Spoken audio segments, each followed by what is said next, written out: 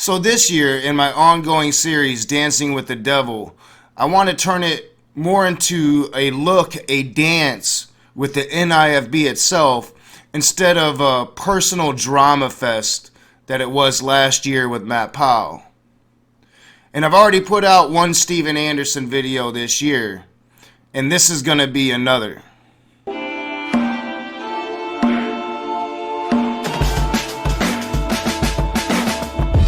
What is up, you heathens and demons, you beautiful, blasphemous people?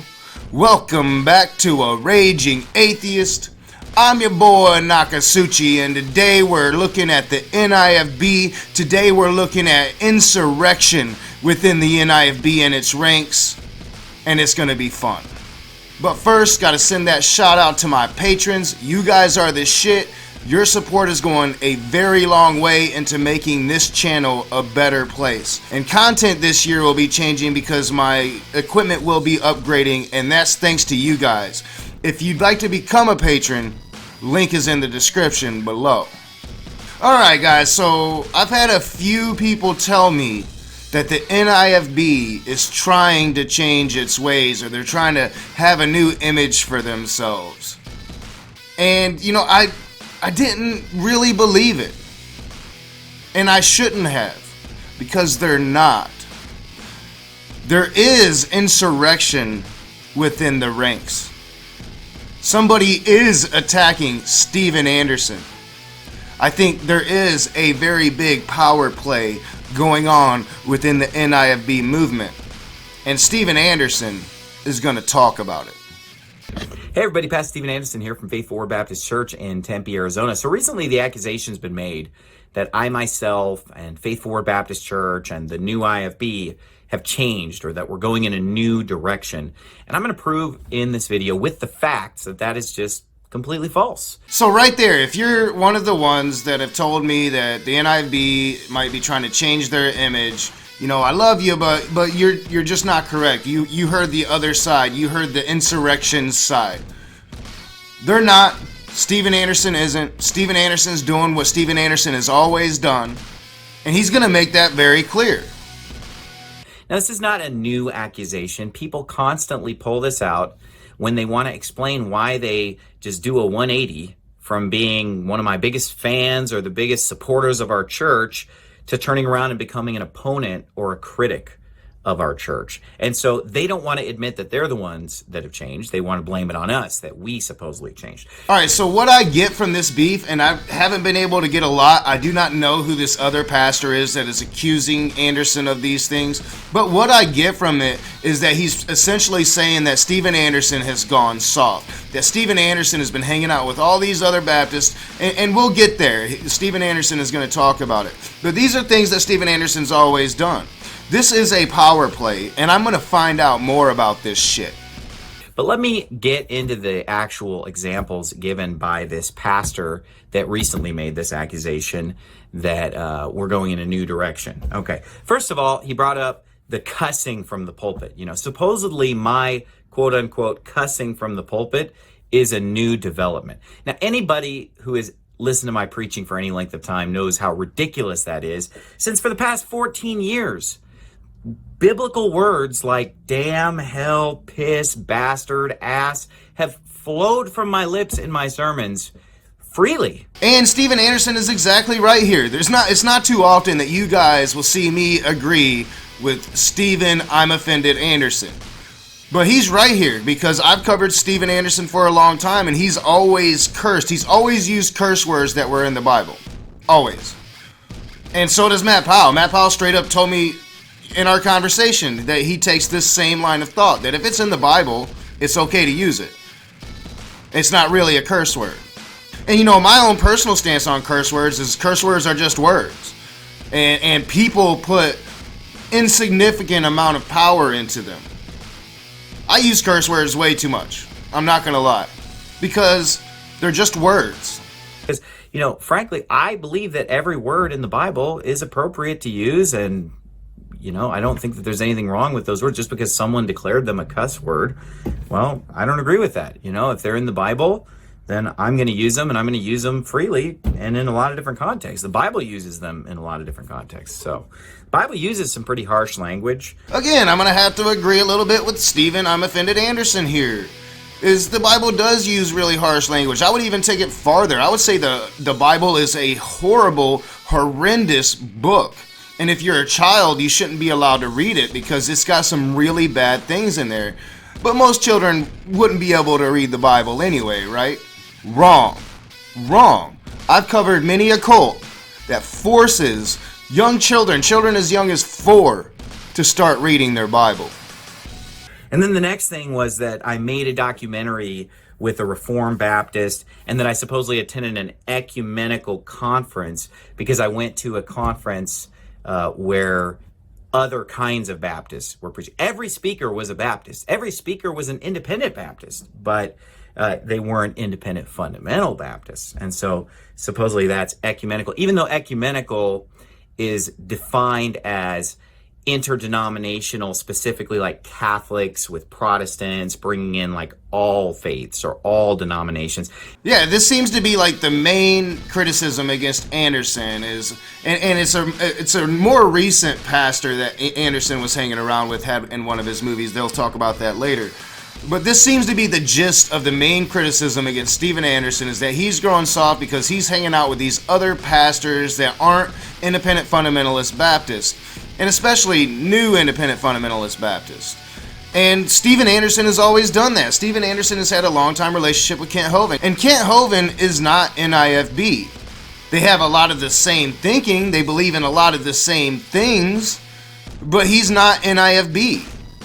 Stephen Anderson has always done that. And that's one of the reasons why Stephen Anderson has the biggest channel in their movement, is because he does kind of try to talk to the other Baptist pastors. But this one dude here, whoever it is, obviously doesn't like that, obviously takes issue with that, and is obviously making a big enough wave amongst the NIFB movement that Stephen Anderson here is panicking a little bit and feels the need to address it. Not just 2 kinds of Baptists or 3 kinds of Baptist fellowshipping. That's not ecumenical by anyone's definition of the word, except, I guess, this new definition. But anyway, let's go over the facts on that. Okay, what about in 2012, my documentary After the Tribulation that includes Kent Hovind? What about in 2014, New World Order Bible versions, where we include Joel Lamp, and we have a whole segment in the film praising Protestants and the Geneva Bible? The very fact that Stephen Anderson feels the need to go through his past and point out that he's done these same things throughout his past should show us something. It should show us that this insurrection is serious and that Stephen Anderson is taking it seriously. It should show us that maybe Stephen Anderson is losing a bit of power in the movement he created. It should show us quite a lot. But these guys are not doctrinally the same as us, yet we included them in our films because we've always tried to include a diversity of different people in our films because we don't want to just preach to the choir. And, we don't have a ministry reaching Baptists, okay? We're trying to reach different kinds of people, and so we've brought in different viewpoints, and we've never been that strict about who we hang around with or associate with and work with. Again, Stephen Anderson is right here. Stephen Anderson has always included a lot of different people into his movies. I'm considering starting to review some of those movies here on this channel. Matt Powell included me and Godless Engineer in his movie, and we're fucking atheists, right? So, this is something that they do.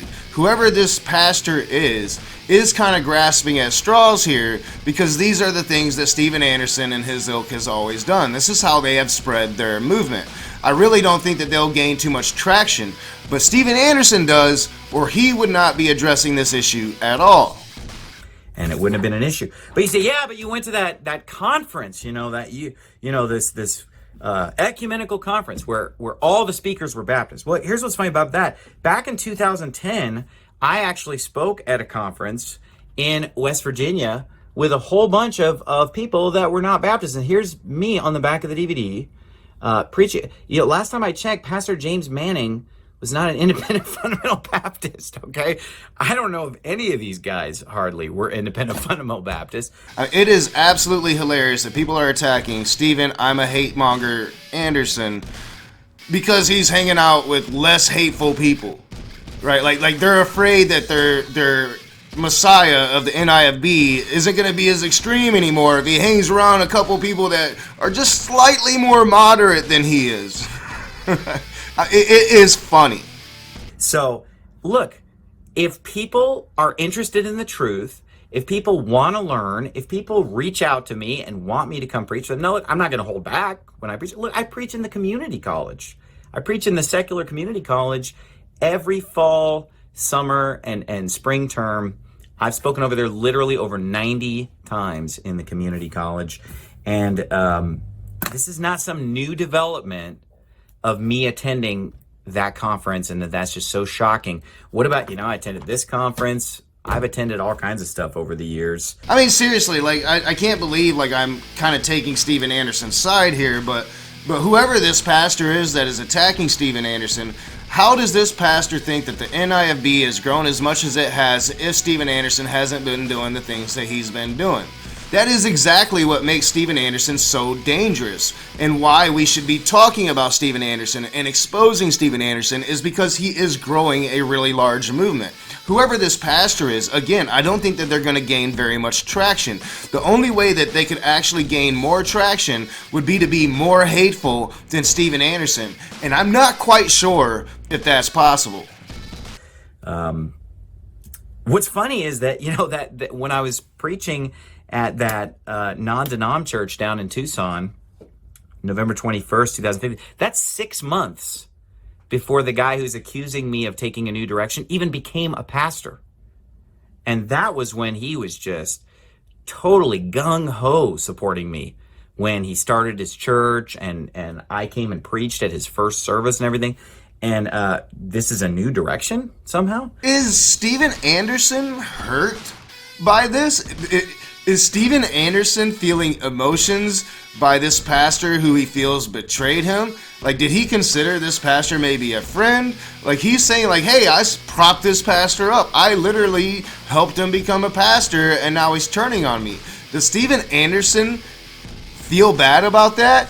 And, it's really Steven Anderson's own fault, because he's created this monster here, this growing worldwide movement. And with that comes power, and people are going to want that fucking power. And then the other thing that he brings out as being supposedly a new direction is my view on communion. Well, here's the funny thing about that. I preached an entire sermon giving my view on communion on December 13th, 2005, 5 months before this guy even became a pastor and was just gung-ho supporting me. But I'm supposedly the one that changed. That doesn't make any sense, folks. These are facts that I'm giving you. I'm giving you dates and facts proving that there is no new direction in the new IFB. Now, Steve-O there, he mispronounced and said 2005 when he meant 2015. He's going to kind of correct that here in just a minute.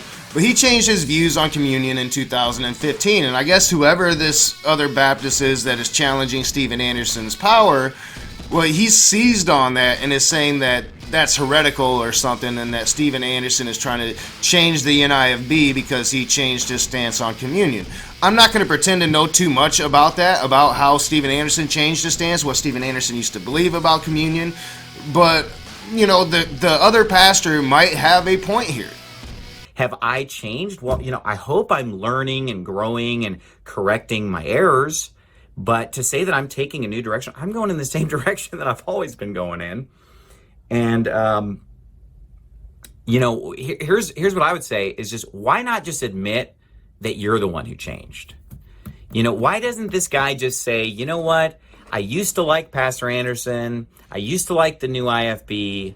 I used to think that this preaching and this ministry was effective and great, but now I don't like it anymore. I changed. I'm going in a new direction. Why doesn't he admit that he's the one going in a new direction? And here it is. Here's where Steven Anderson's claws come out, because Steven Anderson has a lot of power within this movement. And now he's pretty much sending his followers to go attack this guy, whoever it is. He's saying that this guy is the one that's no longer NIFB. And we saw this play out down in Florida. So this is going to be very interesting. I'm going to try to find out who this other pastor is. I'm going to try to find out more about this drama. What is going on? What is being said? Does this other pastor have a movement behind him to oust Steven Anderson? I'm going to find this stuff out. Because Pastor Anderson is still Pastor Anderson, and Faithful Word Baptist Church is still Faithful Word Baptist Church.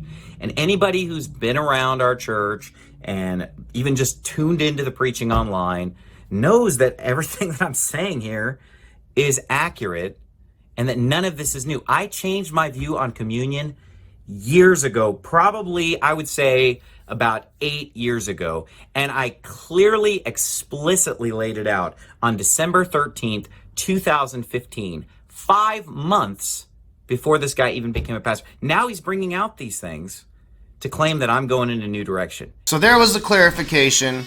And this insurrection is real, or Steven Anderson wouldn't feel the need to make this justification video. So I'm going to find out more about it, I promise you guys. And I hope you guys enjoyed seeing Steven Anderson squirm. I hope you enjoy seeing that this monolith that is the NIFB is crumbling from within, as is bound to happen when you have an organization bred on hate. As always, I'm your boy Nakasuchi. This is A Raging Atheist. If you like my video, hit the thumbs up, subscribe, share me on your social media, comment in the comments section below, hit that bell so you're notified every time I put out a new video or every time I have a new live stream. And I'll see you soon.